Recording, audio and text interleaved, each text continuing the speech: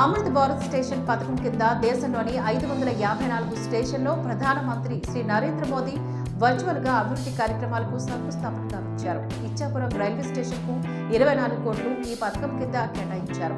ఇచ్చాపురం నుంచి రత్తకన్నకు వెళ్లే దారిలోని రైల్వే క్రాసింగ్ వద్ద అండర్ పాస్ నిర్మాణం చేపట్టాలని ఎమ్మెల్యే అశోక్ బాబు వినతి పత్రాన్ని అందించారు. ఈ కార్యక్రమంలోని chief engineer Shri Chandramohan Chakri, MLA Shri Bendalam Ashok Babu, municipal vice chairperson Shrimati Ulala Bharati, Divya, BJP నుంచి శ్రీమతి బుద్దాల నిర్మలను పాల్గొన్నారు. ఈ సందర్భంగా జ్ఞానభారతి ఇంగ్లీష్ మీడియం స్కూల్ విద్యార్థులు ప్రదర్శించి సాంస్కృతిక కార్యక్రమాలు అందరినీ ఆమోదింగా చేశాయి. 20 करोड़ रुपए के मूल्य के रीडेवलपमेंट वर्क किए जा रहे हैं, जिसमें स्टेशन की रीडेवलपमेंट होगी, सर्किट एरिया का डेवलपमेंट होगा। यात्रियों के लिए हमेशा तत्पर रहते हैं कि उनको अच्छी सुविधा दी जाए, तो ये स्टेशन बन जाएगा तो लोगों को और सुविधा होगी और यहाँ पे अच्छा डेवलपमेंट हो जाएगा। धन्यवाद।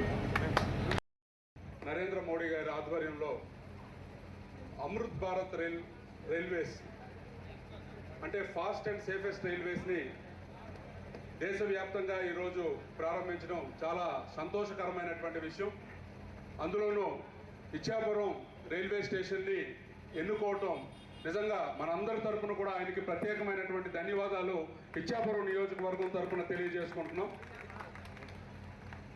అయితే ఈరోజు రామ్మోహన్ నాయుడు గారు కృషి గురించి కూడా మనం మాట్లాడుకోవాల్సినటువంటి అవసరం ఉంది.